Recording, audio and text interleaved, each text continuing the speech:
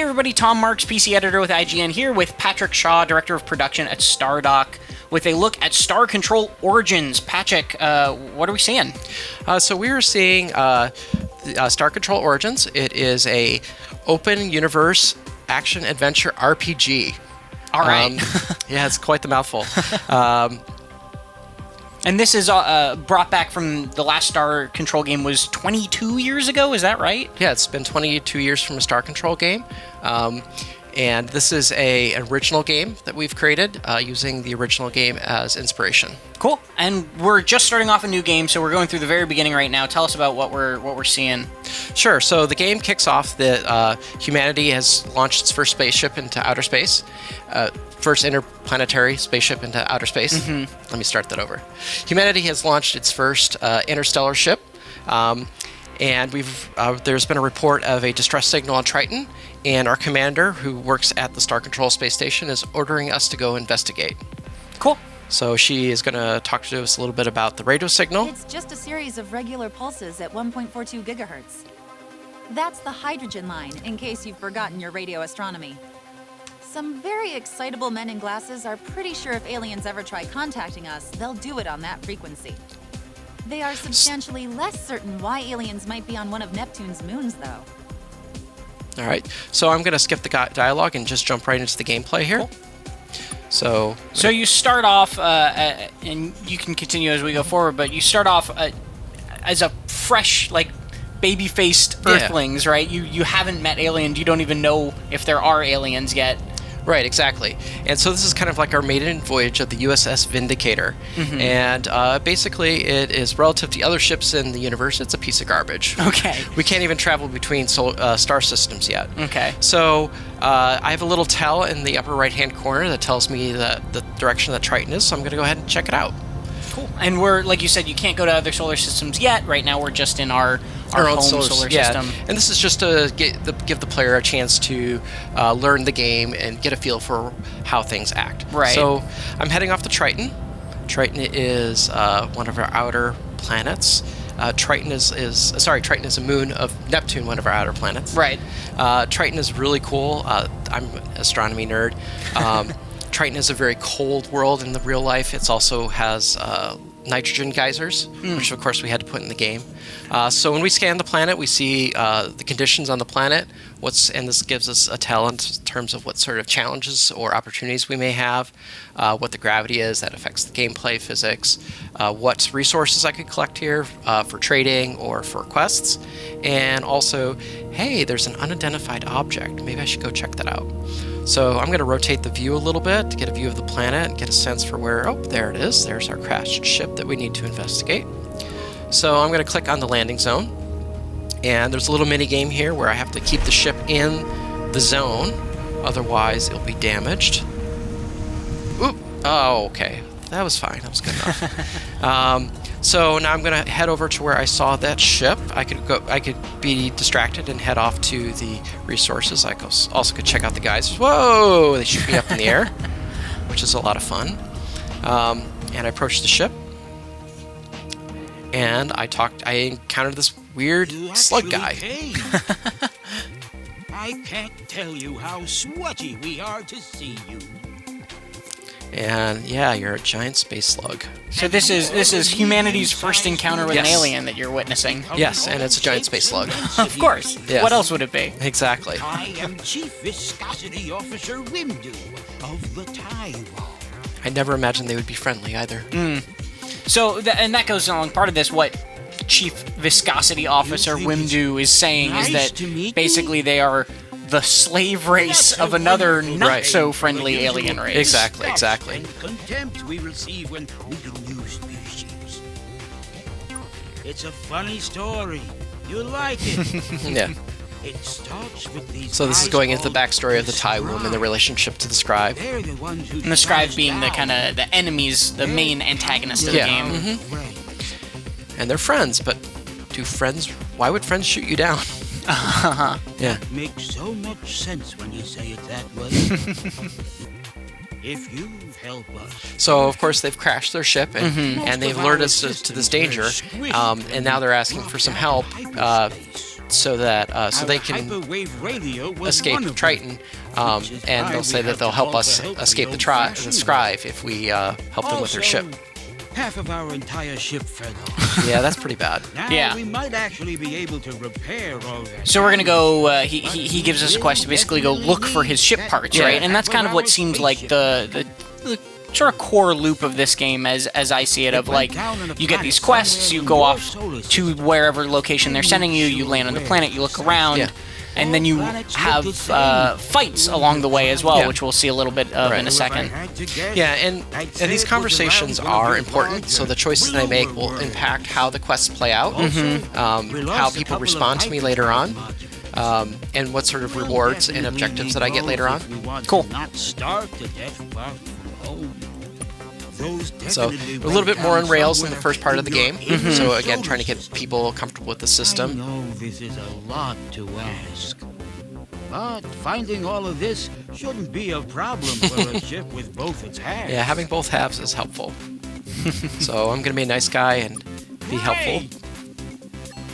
How can you say no to a slug like that? I know. Well, because maybe he's gonna hug me. I'm not sure I feel good about that.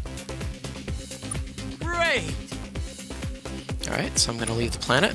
So I could stay and I could collect more resources and maybe ride the geysers a little bit more, but I'm going to stay focused today. Exit the planet. And he mentioned flying to another blue planet, and the only other blue planet in our solar system is Uranus. You can see, if you look closely, you can see the planets are all rotating slowly in the right directions. And also that means that the quests don't always just give you quest markers to follow. Sometimes Right. you get little hints instead. Yeah, so we mix it up. So sometimes we're very narrow and focused. You must go here. Here's the little blinking marker. Other times we go wide. You know, it's, hey, go to the blue planet and check it out. And so I'm going to head to this purple moon called Oberon. And we're going to scan it. I just happen to see right there, there's my thing I need to find. So I'm also going to make a note that it has these different minerals: strontium, calcium, barium. Weather is mild, so I shouldn't have any trouble landing. And you were also mentioning to me that the planets are kind of like procedurally generated, but they're the same for everyone in this story. The Yeah. galaxy is set, the planets are set. Everyone's going to have the same experience going through the story. Yeah, and the reason we did that was for pacing reasons. Of course. You know, we want to have, know that people are going to get to here by here and not get lost or confused. I think a lot of the times, sometimes people will see a game like this and they'll think, oh, it's this giant randomized universe or something like that, and that's just not the case with Star Control. It's more of a traditional RPG or adventure RPG in that sense. And, as I mentioned to you before, we have 70 different types of planets, but each one has some procedural generation on them so that they're unique. So we have 70 planet types, but we have 3,000 unique planets. Right. And as part of our modding system, if you create your own galaxy, all of your planets will be different than the ones that you see in our core story. Right. So we encountered a scribe probe, but apparently it's off screen.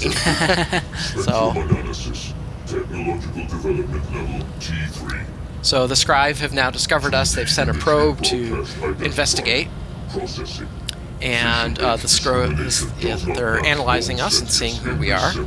And they're discovering that we are an unknown species. And the scribe hate unknown new species. And I imagine this is going to go great for us then. Yeah.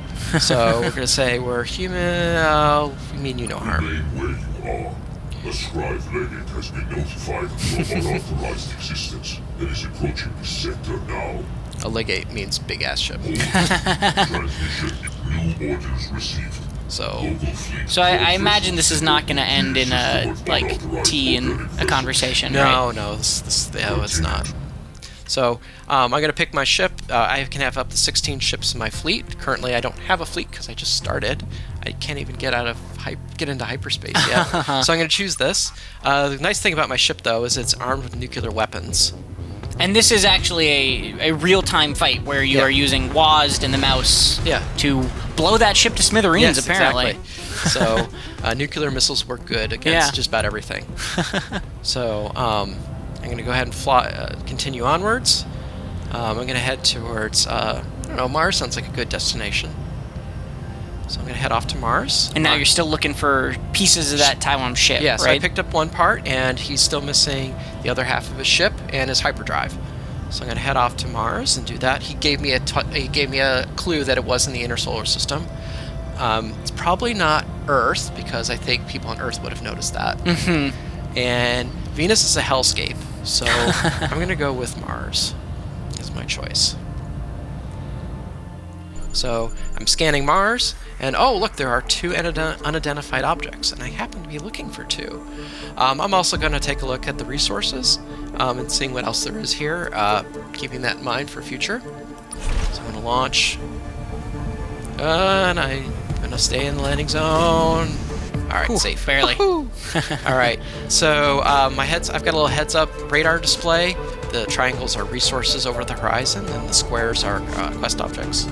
So I just picked up the ship. Eventually, all these lines will be voiced, which will be super awesome. I'm just going to go ahead and head this. Now, if I needed some help navigating, I can also do a top-down view of the planet and drive around. It's just a little bit easier. Some of the planet's a little more rocky. It's hard to get around the rocks and crags. But I like the top-down view a lot. So he gives me a little dialogue. Escape, and the Martian sun is super awesome. And now you could go and deliver those back to the Taiwan, but why don't we jump ahead and kind of take a look at a little bit of a later game area? Sure, absolutely. All right, so we're jumping ahead here to a little bit later in the storyline. We've already rescued the Taiwan. We've had a battle with the Taiwan Liggett, which was a big-ass cruiser. I'm now in hyperspace. I'm heading towards the Taiwan homeworld, and while I'm there on my way, I come across this solar system called Proxima Centauri, and it looks interesting to me, so I'm just going to decide to take a little pit stop here and check it out. So I've just exited hyperspace and entered this solar system. There is a planet here called Proxima Centauri 6. It has 1 moon. I'm just going to check it out here. So scanning this world, it's pretty craggy. It looks pretty bumpy. It has an unidentified object on it, which is interesting. And oh crap, there's lightning. Well, I have to be careful of that when I land. So I'm going to look around for where that... Okay, so there's something interesting there. So when I land, I need to head that way. The weather is moderate, which means it's going to be a little bumpy going down here. So. And as opposed to being part of some specific quest... Oh no, that was bad. Oh, I died. So you missed that landing by a little bit. Yeah, it's okay. I'll try again. So you can... you have a finite number of landers, so I got to be careful. It's my last one, so I better not whiff this. This is much better this time. Yay! Okay, good. I crashed. I didn't crash. And as I was saying, instead of this being part of a quest, this is just you exploring, right? Yeah, exactly. So as I discern from the orbit, it's a pretty bouncy surface. So using my jump jets to hop around on the different plateaus. Again, the triangles are the resources. Oops, I did a backflip. That's awesome. I should get extra points for that. I don't, but I should. So I'm going to head over here, and oh, look, it's a crashed spaceship. Oh, there's lightning there. That's dangerous. So my first officer is filling me in what we've discovered. It's a metallic spaceship that's crashed. And we can salvage it for some RU, which is essentially gold in our game. Cool. That we can use to buy components, upgrade our ship, and add new ships to our fleet. And so that's sort of the loop of this game is landing, seeing stuff, coming back up, upgrading, getting stronger, continuing along the story. Mm-hmm. And could you, to close out, why don't we pull up that galaxy map just to take a look at kind of how small you truly are in this universe? Yeah, exactly. So I'm going to head out to hyperspace, and I'll bring up the galaxy map. So you're flying out of the solar system right now? Yeah, so now I'm in hyperspace. And to give you an idea of how big our galaxy is, here is our galactic map. And it shows we have 700 stars in our game and 3,000 planets. And each one of these planets has ships flying back and forth. The AI is driving them. They have different relationships with different factions. They have their own interactions. They may ignore you. They may attack you. They may want to trade with you. And it all depends on what choices you make during the game. So if you zoom in on that little cross there, so that little green section is just the part the humans control, Yeah, right? that's ours. Yep. That's just their solar system. Yep. There's Proxima. That's where we're at now. So everything we were flying around at the beginning of this video was all just in that one little dot. Yeah, exactly. And as I said before, this is all being simulated. So all those planets are still existing. They're still rotating. They're still doing their thing. There are ships flying back and forth. They're still doing that. Right. So, and then I can use this map here. I can fly to Alpha Repecula here. I can hit autopilot if we wanted to do that. While we're on the screen, I can talk a little bit about our fleet status. So we can have multiple ships in our fleet. You get these from hiring them at star bases, or you can win them through quests. This Tywum Defender I earned by rescuing the Tywum, so I actually get the ship that I rescued. And I can buy different components to upgrade my ship that allow me to do different things, such as adding more ships to my fleet, increasing my damage, giving my lander tougher armor so I can actually land on Venus and not die instantly from the crushing atmosphere and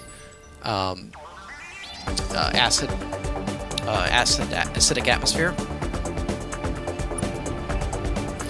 Well, very cool. So, when can we expect Star Control Origins? When can we learn more about this? So we will be announcing our release date at E3. Cool. But we will be definitely releasing this year. Great. Well, Patrick, thank you so much for joining us and giving a look at the game. Yeah, you're welcome. Thank you.